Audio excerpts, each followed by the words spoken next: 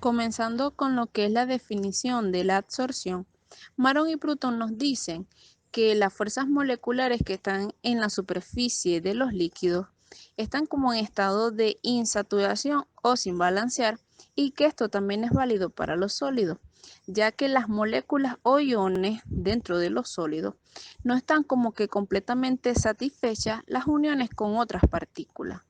Debido a esta como insatisfacción o insaturaciones en caso de los líquidos, las sustancias tienen como la capacidad de atraer hacia sí a las de otras que pueden ser líquidos o gases. Cuando esto ocurre, cuando este fenómeno se da, la fase que es atraída recibe el nombre de fase absorbida, mientras que en la superficie donde éstas se adhieren reciben el nombre de absorbente. A menudo tendemos a confundir los conceptos de absorción con D y absorción con B, pero como ya expliqué, el proceso de absorción con D es un proceso netamente en superficie. Por el contrario, la absorción con B, esta absorción sí pasa a través del que actúe como absorbente, que bien puede ser un sólido, y se distribuye dentro del núcleo de este absorbente. Cuando se tenga dudas o cuando se tiene dudas del proceso que se lleva a cabo, es recomendable usar el término sorción. Al principio se dijo que la absorción podía ser de un líquido absorbiendo un gas o de un sólido absorbiendo un gas. Ahora entrando en lo que es la absorción de gases por sólidos, este tipo de absorciones no son muy pronunciadas, a menos que la cantidad o la masa del absorbente sea muy grande en comparación con la de la unidad de masa que va a ser absorbida. Es decir, que la unidad de masa del absorbente sólido sea muy grande en comparación con la cantidad del gas que pueda o quiera ser absorbido. Además de esta particularidad, el absorbente debe poseer en su característica física que sea de muy alta porosidad, que esto garantice que se pueda absorber una cantidad considerable de gas. Y aun cuando la porosidad esté presente como característica del absorbente, se puede incrementar la absorción haciéndoles unos procesos de calentamiento. Pero ojo aquí, esto es en el absorbente. Me estoy refiriendo ahora en el absorbente y más adelante van a ver por qué les recalco esta salvedad. Por ejemplo, el carbón de madera, que es utilizado como absorbente, se somete a un proceso de calentamiento para que se le haga o él entre algo que se le llama activación. ¿En qué consiste esta activación? Luego de que él se somete a estos calentamientos, que son entre unos 300 a 1000 grados Celsius, él se utiliza como absorbente por lo menos por ejemplo, del tetracloruro de calcio. Esta absorción que pueda tener del tetracloruro de calcio aumenta de un 0,01 gramos por unidad de masa de absorbente, pasa a ser de 1,48 gramos por unidad de masa del absorbente. Vemos aquí, estos numeritos, de 0,01 subió a 1,48 gramos. ¿Qué me quiere decir? Que pasado el procesamiento de calentamiento de este absorbente, él aumentó su grado de absorción. Este carbón de madera se activó. Siguiendo en el ejemplo del carbón de madera ya activado o carbón activado, vemos la siguiente tabla que nos va a mostrar la especificidad con la que algunos gases son absorbidos por este carbón activado cuando el volumen está reducido a una atmósfera. Esta definición de absorción de gases por sólido la conseguimos también en el capítulo 18 del Castellan, pero bajo el nombre de absorción por sólido. Y la explican de una forma un poquito más matemática y con ecuaciones. Comienzan hablando de la isoterma de Freundlich, donde relaciona la cantidad absorbida con la concentración del material en la solución. En la ecuación 18.43 nos dicen que m es igual a k por c elevado a la 1 sobre n, donde m es es la masa absorbida por unidad de masa del absorbente y la c es la concentración. Los valores de k y n se hallan gráficamente se grafica el logaritmo a la 10 de M versus el logaritmo a la 10 de la C, que es la concentración. Se grafica y con la pendiente hallamos lo que es el valor de K y con N sería el intersecto.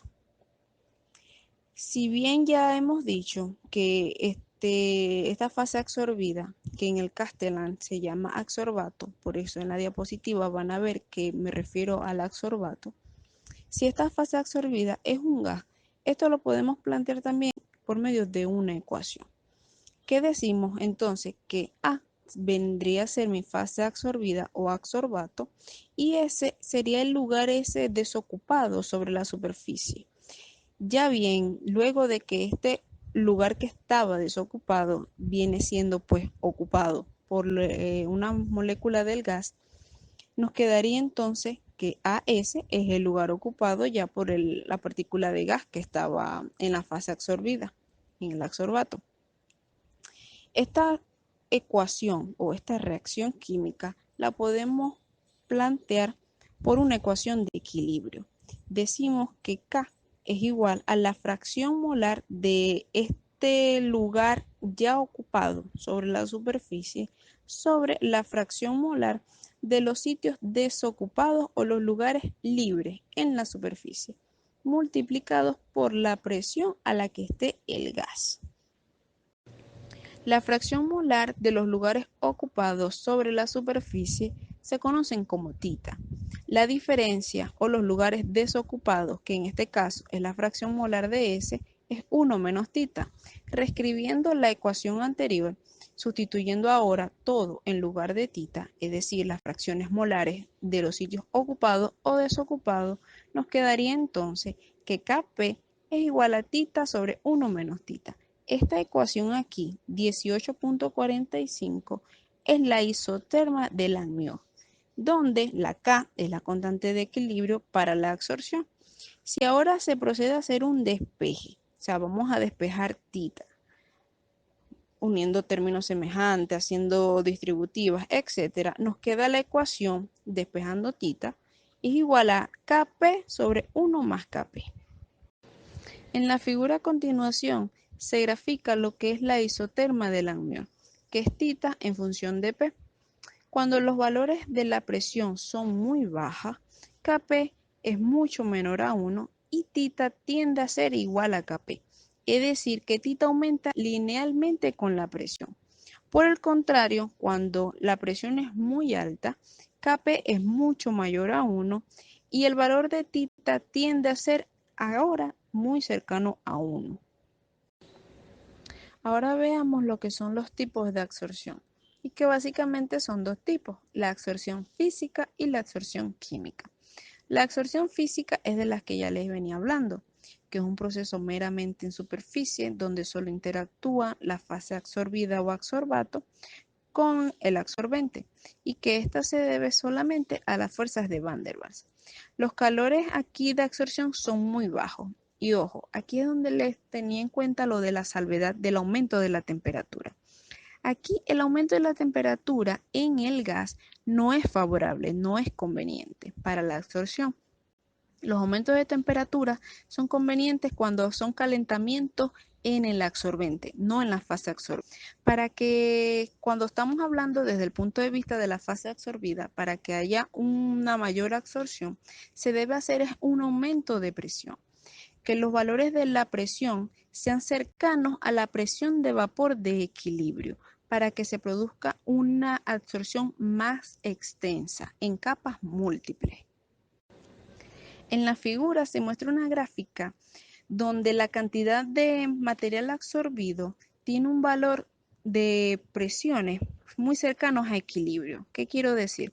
Que la presión de este gas estaba muy cercano a la presión de vapor de equilibrio, es decir, que la relación de P sobre P supra cero es igual a 1.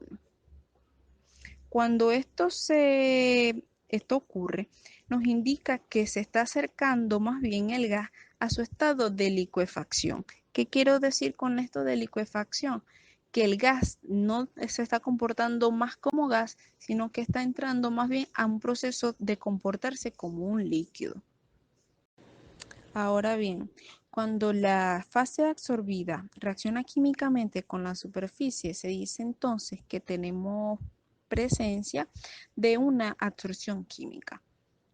Esta energía de formación o ruptura de enlaces obviamente genera unos calores más altos que los de la absorción física.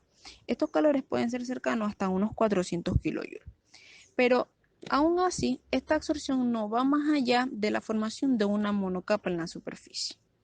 La indicada para interpretar este tipo de datos viene siendo la isoterma del amnión.